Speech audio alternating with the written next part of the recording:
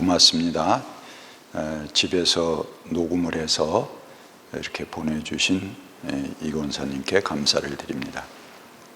오늘은 인간 없는 개발, 생명 없는 발전이라는 제목으로 여러분들에게 아직도 소송을 통해서 진행 중인 강남향린교회 강제 철거 사건에 대해서 말씀드리도록 하겠습니다. 사실은 교회가 이제 앞으로 과거 일을 털어버리고 앞으로 나가는 일이 중요하다 이렇게 생각이 돼서 그 지나간 일, 또 제가 없던 때의 일이라서 그렇게 자세히 보고 리뷰하고 싶지가 않았습니다. 그런데 5월 9일이 이제 최종 판결이 되기 때문에, 그리고 또 온라인으로 드리는 예배가 오늘이 마지막일지도 모르겠습니다. 그래서 다시 만나서 기쁜 날에 우리가 그 아픈 이야기부터 속상한 이야기부터 할 수는 없어서 오늘 설교를 통해서 이 사건을 한번 되짚어보고 살펴보려고 합니다. 2년 전에 조합이 예고도 없이 교회를 침탈했습니다. 그리고 우리 강남향린 교우들은 땡볕에서 6개월을 길거리에 나와 예배를 드렸습니다. 그리고 투쟁을 했죠. 그러다가 2018년 9월 18일 날 교회와 조합은 관할 관청인 송파구청의 중재로 합의를 하게 되었습니다. 그 구체적인 합의 내용을 보면 조합이 교회의 모든 교인들 앞에서 직접 이 사건의 강제 집행에 대해서 사과한다 하는 것이 제일 먼저 조건이었고요. 그 다음에 상호 민형사상의 일체 청구를 포기하는 전제에서 다만 강제 집행 과정에서 창고, 저쪽 남양주에 있는 삼성 물류보관소에 강제로 이전된 교회의 소유 물품을 교회의 새 주소지로 이전하는 비용만을 교회가 부담하는 것으로 한다. 그렇게 해서 합의를 했습니다. 당시에 송파구청의 담당 공무원인 이강석 당시 주거재생과장입니다. 그리고 유승보 당시 정무보좌관입니다. 향후 조합이 교회의 민형사상 조치를 해서는 안 될 것이라는 점을 수차례 구두로 확인했습니다. 그래서 양쪽이 그런 합의를 부재소 합의라고 하죠. 그러니까 앞으로 서로 제소하지 않겠다 하는 것을 확인하고, 조합장 강신선도 그런 일은 절대 없을 것이라고 여러 차례 확인했습니다. 그 이후에 2018년 9월 30일에 조합장이 예배에 와서 사과를 했습니다. 그리고 조합원들을 데리고 와서 떡을 해갖고 와서 교인들을 대접하고 또 그동안의 투쟁을 마감하는 그런 화해의 예배를 드렸습니다. 그런데 그 이후에 조합은 교회를 향해 엄청난 금액의 손해배상 소송을 걸어왔습니다. 첫째, 강제 집행 비용, 집행관 비용과 집행 관련 비용, 그 용역들을 동원한 그런 비용 등등으로 해서 2억 897 57만 원, 2억 1천만 원 정도의 손해배상 청구를 했고, 또 임대료 상당의 부당이득금으로 2017년 2월 10일 그들이 공탁한 날짜입니다. 그 날부터 강제 집행일인 2018년 3월 30일까지의 임대료 4,900만 원을 합해서 도합 2억 5,800만 원이 넘습니다. 그러니까 2억 6천만 원 정도의 손해배상 또는 부당이득 반환을 청구해 계속 소송 중입니다. 계속 교회는 좀 과거 일을 털고 앞으로 나가고 싶은데 이런 소송에 시달리고 있는 중입니다.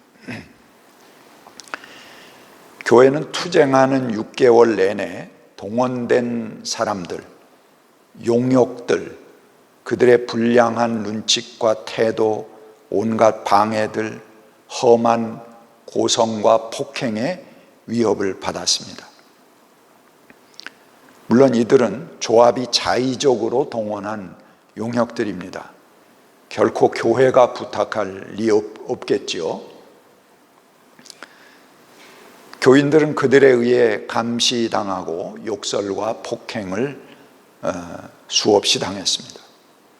조합은 강제 집행으로 인해서 교회가 정상적으로 예배드릴 수 없게 됐고 많은 피해를 입게 되었다는 것, 그리고 교우들이 정신적, 육체적 피해를 입은 일에 대해서 이미 사과하겠다고 합의서를 쓰고 교회 앞에 예배에 나와서 사죄의 인사를 했습니다. 그렇게 해서 투쟁을 마무리한 이후에 조합은 교회를 포함한 7개의 단체와 가정에 어마어마한 금액의 손해배상 소송으로 뒤통수를 치고 있는 것입니다. 조합에서 손해배상을 청구한 비용 중에는 경호 용역 업체가 제 이름이 나오네요. 경호 용역 업체가 원고 조합에 구역 내 시설 경비 명목으로 기재된 청구서가 근거로 포함되어 있습니다. 근본적으로 경호 용역비의 실질은 재개발, 재건축 사업에서 사회적으로 큰 문제가 되고 있는 용역 깡패 동원비입니다. 쉽게 얘기하면.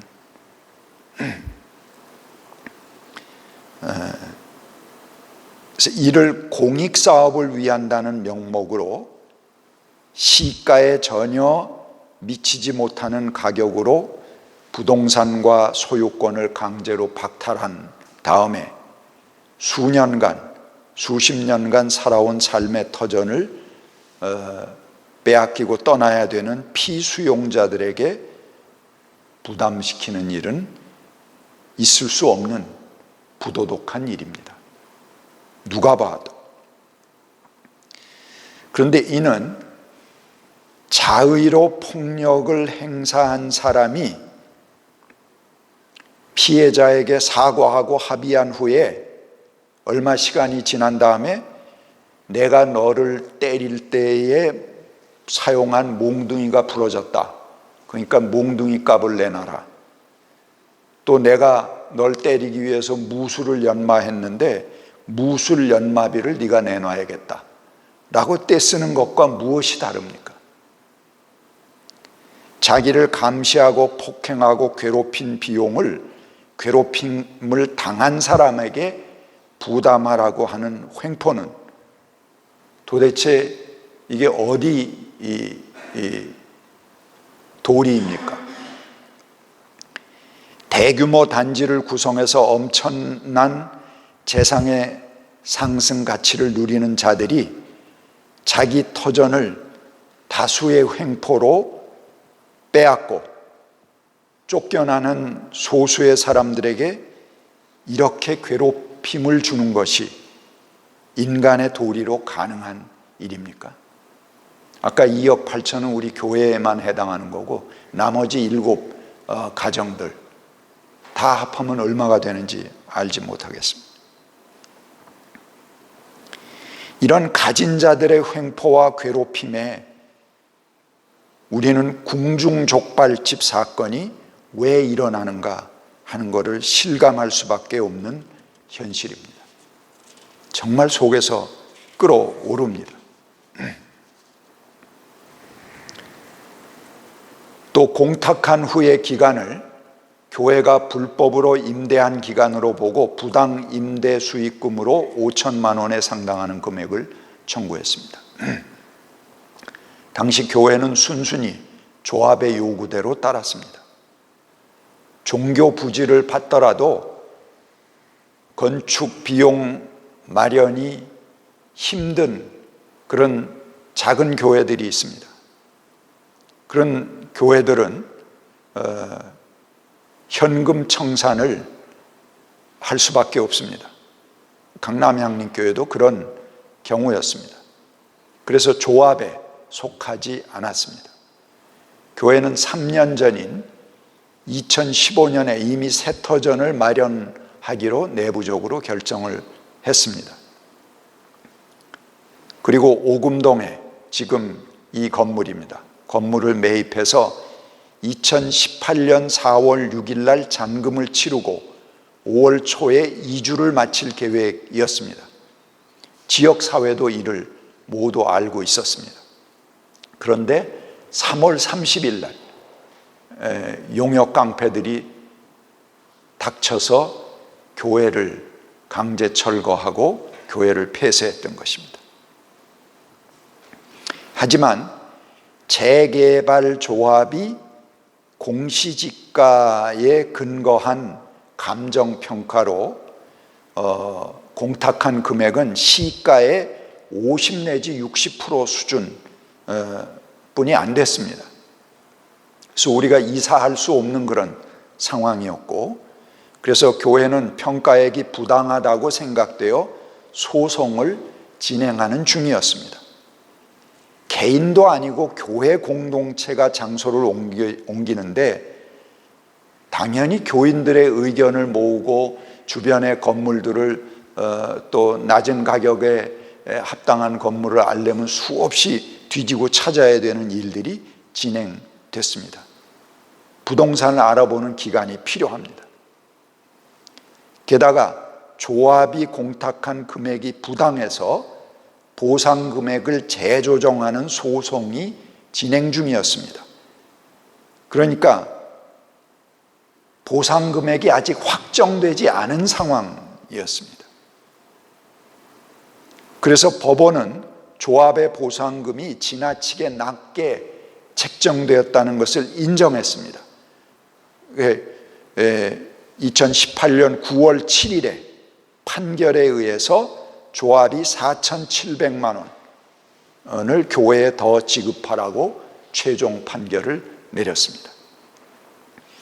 그러니 보상금 자체에 불만이 있어 합의되지 않았는데 어떻게 그 집을 먼저 떠난다는 말입니까? 상식적으로.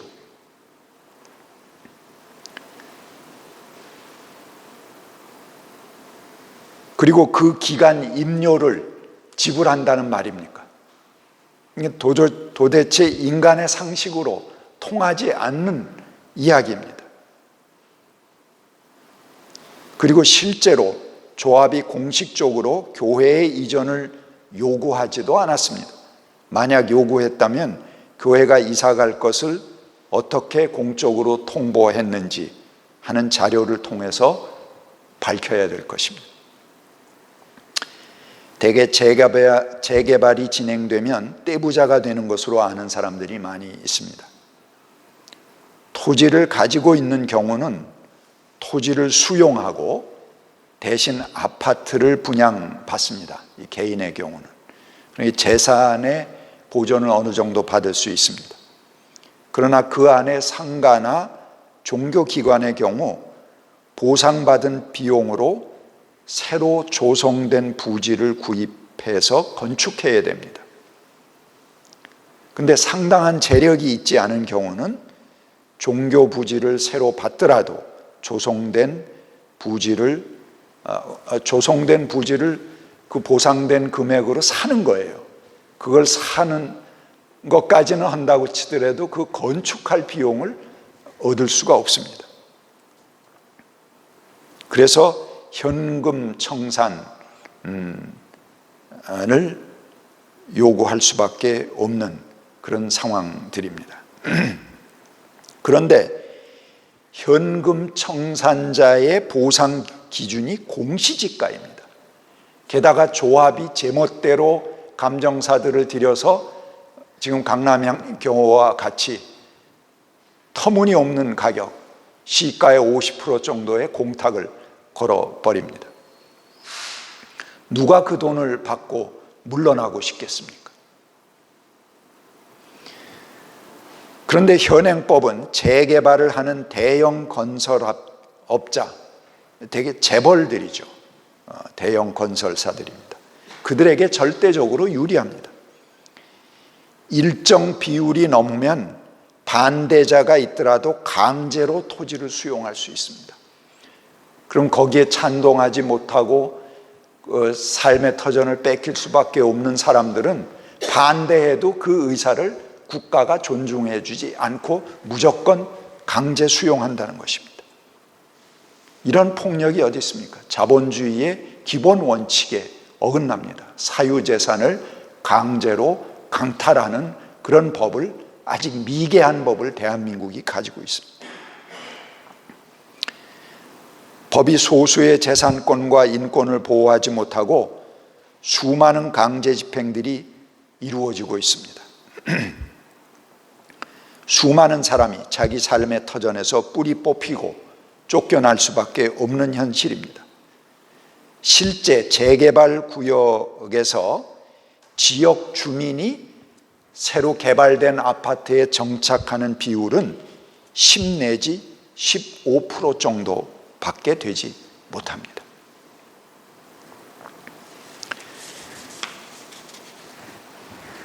일, 2층짜리 낡은 주택을 빼서서 30층, 40층의 고층 아파트를 짓습니다. 그런데 그 개발 이익은 그 1, 2층짜리 보상을 할 때는 그 당시에 땅값 공시지가로 보상을 해줍니다. 그리고 30배, 40배 된 아파트 가격을 자기들이 그야말로 그 이득을 개발 이익이라는 명목으로 취하게 되는데, 그거는 전부 재벌과 대규모 건설사가 다 챙기게 됩니다. 그리고 그 안에서 살아보겠다고 애쓰는 서민은 헐값에 강제 수용 당해야 됩니다. 그러니까 얼마나 철거 지역마다 철거민들의 투쟁이 가열찹니까? 왜? 돈을 충분히 받는데 왜 투쟁하고 그렇게 목숨을 내놓고 그렇겠습니까? 그거 받아갖고 나가서 살 수가 없는 지경의 강제 수용을 당하기 때문에 그런 것이죠. 강남향림교회는 그런 현장에 수없이 연대하고 함께 투쟁했습니다. 우리도 도움을 받았기 때문에. 게다가 세입자들은 더 말할 것도 없습니다. 그 지역의 삶의 토대를 두고 있는 사람들입니다. 그런데 그들이 당장 전세 보증금, 월세 보증금 이거 돌려받는다고 하더라도 그 지역에서 그 장사를 계속하거나 사업을 또는 부동산을 계속 가지고 살아갈 수는 없습니다. 더군다나 상가인 경우는 막대한 권리금과 인테리어 비용을 고스란히 날려버려야 됩니다. 그것이 용산 참사를 가져왔던 중요한 원인입니다. 전문꾼들이 고용된 조합과 법원, 지방자치단체, 경찰, 공무원, 이들의 부정한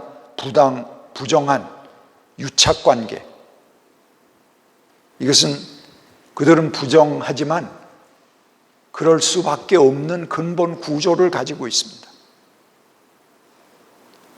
이것에 의해서 당하는 개인들은 계속 눈에서 피눈물을 쏟아낼 수밖에 없는 것이 대한민국의 현행법 실정입니다. 이들이야말로 아직까지 도처에 도사리고 있는 적폐 세력입니다. 이제는 이런 적폐들, 국민 생활 한복판에서 국민을 집어삼키고 있는 서민형 적폐들을 뿌리 뽑아야 됩니다. 아직 무리한 재개발 집행이 도처에서 국민들을 용산 참사의 늪으로 몰아가고 있습니다. 우리 수도권을 보면요, 20년 주기로 대규모 갈등이 발생하고 있습니다.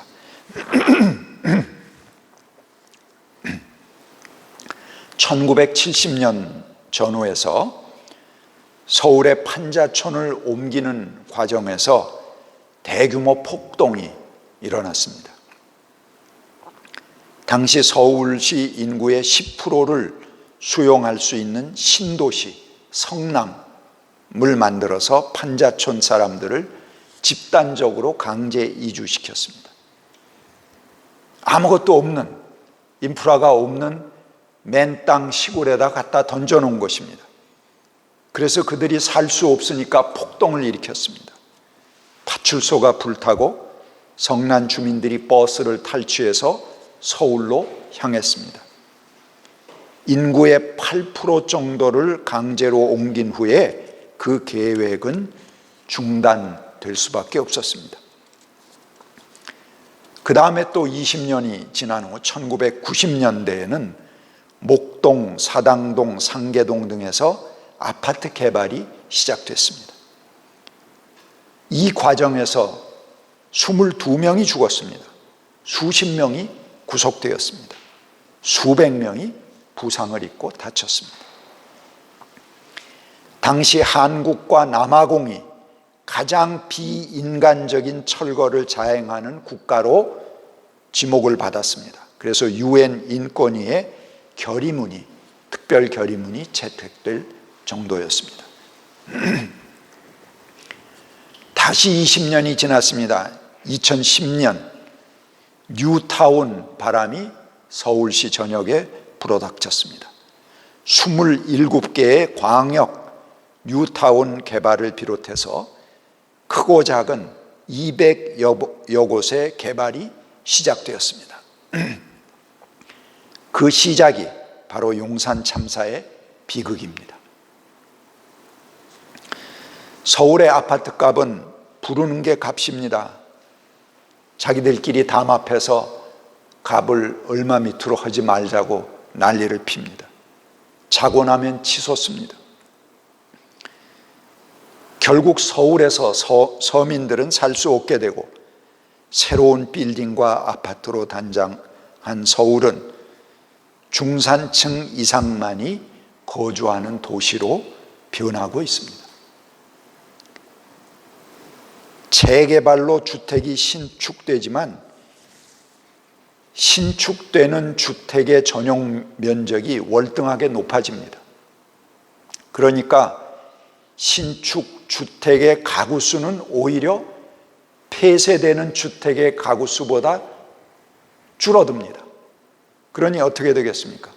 평수는 넓어지고 가구 수는 줄어드니 집값은 치솟고 당연히 서민들은 살 수 없는 도시가 되는 것입니다. 그리고 그들은 주변 경기도 주변으로 밀려납니다.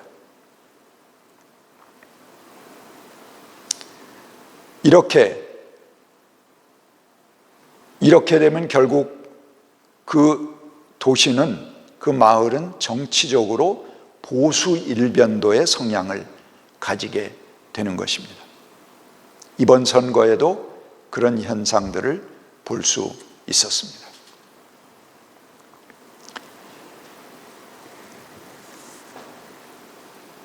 집이나 도시 건축은 인간을 위한 것이어야지 건축 자체를 위한 것이어서는 안 됩니다.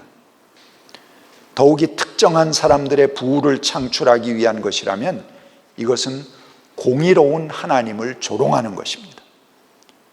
건축은 공공복리에 부합하고 인간과 자연의 존엄성을 지켜갈 목적 아래서 진행되어야 합니다.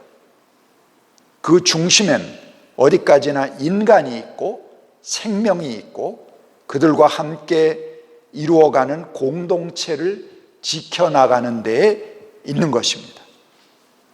이런 목적을 벗어난 탐욕의 콘크리트 숲은 죽음만이 도사리고 있을 뿐입니다. 개발업자는 막대한 부의 증가를 가져옵니다. 그 개발 이익의 75%는 개발업자가 갖습니다. 근데 5%는 개발 부담금으로 납부합니다. 세금으로 납부하는 거죠. 이 개발 이익 환수에 관한 법률 제13조에 명시되어 있습니다. 그리고 그 개발 이익금 25%를 세금으로 가져가서 그거를 반반 나눕니다. 그 토지가 속한 지방자치단체가 반을 갖고 나머지 반은 국가균형발전특별회계에 귀속시킵니다. 이것도 개발이익 환수법 법률 제4조에 해당하는 법입니다. 그러니 이제까지 수많은 그 재개발 현장에서 왜 동원된 경찰력과 관청들은 왜 그렇게 그 개발업자들의 편을 들고 일방적으로 철거민들에게 무차별적인 인권 유린을 해왔는지 자명하지 않습니까? 법률이 그렇게 돼 있습니다. 아니, 국가가 공공의 이익을 위해서 집 없고 쫓겨나는 사람에게 예산을 들여서 그들을 주택을 제공해 줘야지 되는 것입니다, 원래. 그런데 그들을 쫓아내서 얻은 이익 금액을 지방자치단체와 국가가 나눠 먹게끔 공적으로 법률적으로 돼 있습니다. 그들이 아무리 공정한 것처럼 중재한답시고 뭐하고 우리 강남향림교회도 수없이 송파구청의 중재를 받았고 그들이 함께 했습니다만 결과적으로 이런 소송 그들이 막아내질 않습니다. 그리고 그대로 개발업자의 편을 듭니다. 그래서 이렇게 소송까지 막장에 몰려서 시달리게 되는데 정말 경고합니다. 이런 부당한 이득, 부당한 카르텔, 그들은 중립인 척하지만 뒤에서는 그 개발업자들과 손잡고 짜고 치는 그런 판을 벌이고 있는 것입니다.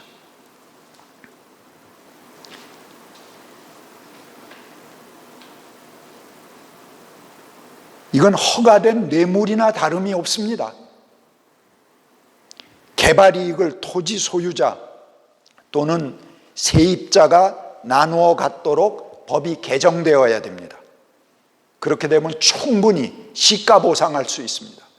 그리고 세입자들도 충분히 억울하지 않게 자기들이 들어간 권리금, 인테리어 비용 이거 다 뽑아서 보상하고 나갈 수 있습니다.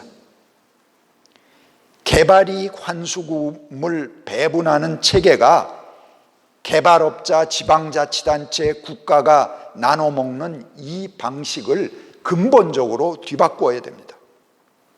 실제로 희생을 당하는 강제 수용자와 세입자들이 거기에 가격을 결정하는 데 함께 참여하도록 해야 됩니다. 그리고 보상은 시가 기준 해야 되고 적어도 개발이익의 절반 정도를 환수해서 그것을 개발로 인해 피해보는 사람들에게 분배해야 됩니다. 국가가 왜 괜히 숟가락 들여 밉니까? 국가는 오히려 예산을 통해서 그들의 복지를 위해서 투여해야 될 텐데 가만히 앉아서 공숟가락을 들여놓고 지방자치단체하고 함께 나눠먹는 이 부당한 법률을 진보연하는 어떤 국회의원도 이 법률 개정안을 내지 않았습니다. 그리고 때가 되면은 철거민들에게 가서 사진이나 찍고 내가 이들과 함께 한다는 모양만 취할 뿐입니다.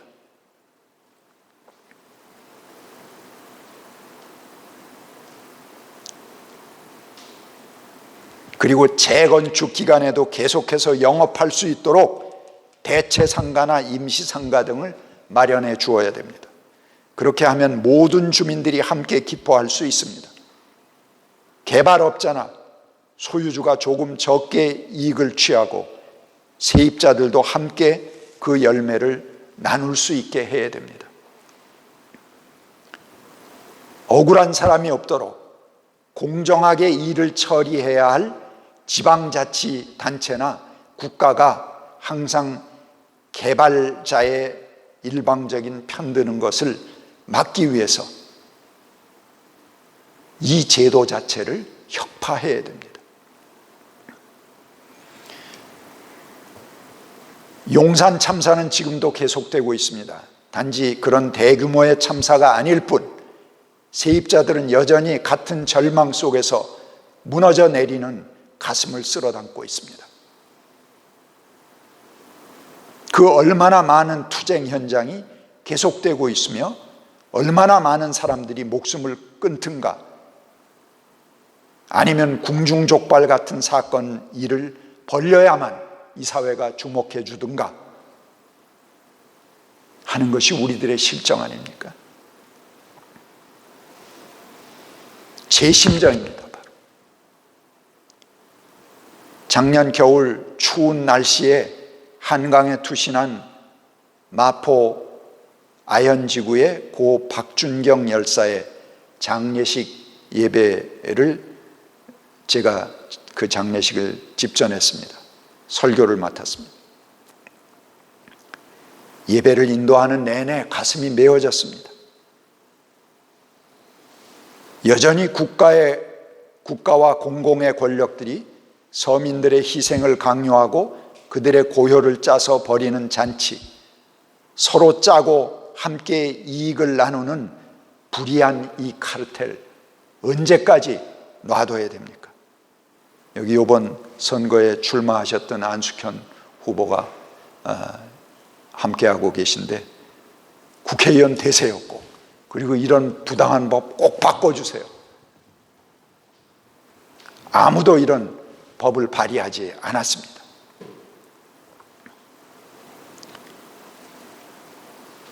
여전히 국가와 공공의 권력들이 서민들의 희생 위에 존재하고 있습니다. 재개발이라는 미명 아래 서민들이 벼랑 끝으로 내몰리는 일들이 지금도 도처에서 계속되고 아우성치고 있습니다. 도시 개발 이익의 50%를 충분한 보상과 개발로 인해 피해를 입는 세입자를 위해 쓰게 해야 됩니다. 그렇게 했을 때 모두가 기뻐하는 개발, 하나님의 뜻을 이루는 개발이 될 것입니다. 화려한 도시의 건축물이 뒤에 쫓겨나는 사람들의 한이 서려 있고 그 가족이 파괴되고 생존권이 위협받는다면 그것은 인간 없는 개발, 생명 없는 발전일 뿐입니다. 성경의 예언자들은 한결같이 이런 개발에 대해서 혹독한 비난을 퍼부으며 그것의 멸망을 예언했습니다. 오늘 예언자들의 이 불의한 조합에 주는 경고의 말씀, 이 불의한 카르텔에 주는 경고의 말씀을 읽고 제 이야기를 마치겠습니다. 너희는 백성을 죽이고서 그 위에 시온을 세우고 죄악으로 터를 닦고서 그 위에 예루살렘을 세웠다. 담에서 돌들이 부르짖으면 집에서 들보가 대답할 것이다. 그들이 너를 보고 피로 마을을 세우며 불의로 성읍을 건축하는 자야, 너는 망한다 할 것이다. 같이 침묵하겠습니다.